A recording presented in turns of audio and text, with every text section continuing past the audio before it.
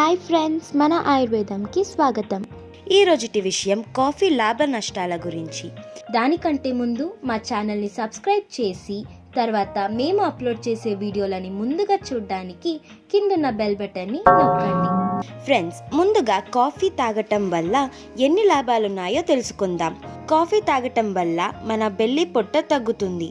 ఎందుకంటే అందులో ఉండే కెఫెన్ మన శరీర కొవ్వును తగ్గిస్తుంది, ఇంకా బొజ్జ పెరగకుండా ఆపుతుంది. కాఫీ తలనొప్పిని కూడా తక్కువ చేస్తుంది. ఒకవేళ నిద్ర లేకుండా తలనొప్పి ఎక్కువగా వస్తే దాన్ని తక్కువ చేస్తుంది.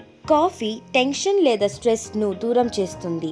ఇంకా హృదయానికి సంబంధించిన రోగాలకు చాలా ఉపయోగపడుతుంది.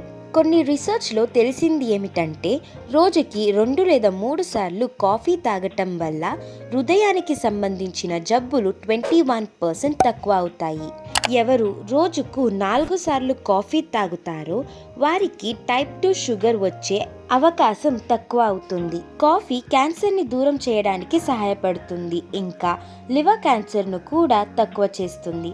కాఫీలో ఉండే కెఫెన్ ఆకారం వల్ల రక్తంలో ఫ్యాటిక్ యాసిడ్ ఉత్పత్తి అవ్వటం వల్ల మనిషికి స్టామినా పెరుగుతుంది. ప్రతిరోజు కాఫీ తాగటం వల్ల డిప్రెషన్కి లోనవటం తక్కువ అవుతుంది. కాఫీ తాగే వాళ్ళు వృద్ధాప్యం నిదానంగా వస్తుంది.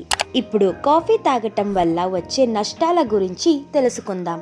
ఒక రోజులో 4 కప్పుల కన్నా ఎక్కువ కాఫీ తాగకూడదు, ఎందుకంటే దీనివల్ల ఆరోగ్య సమస్యలు వచ్చే అవకాశం ఉంది.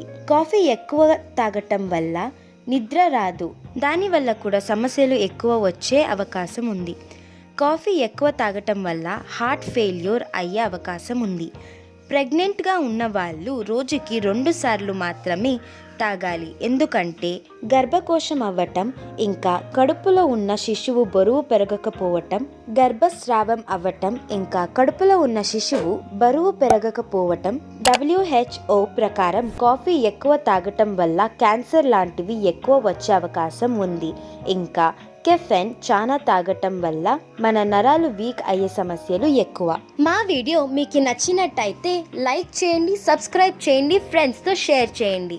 మళ్ళీ సరికొత్త వీడియో చిట్కాతో మీ ముందుంటాను. అంతవరకు ఉల్లాసంగా, ఉత్సాహంగా, ఆరోగ్యంగా ఉండండి. ధన్యవాదాలు.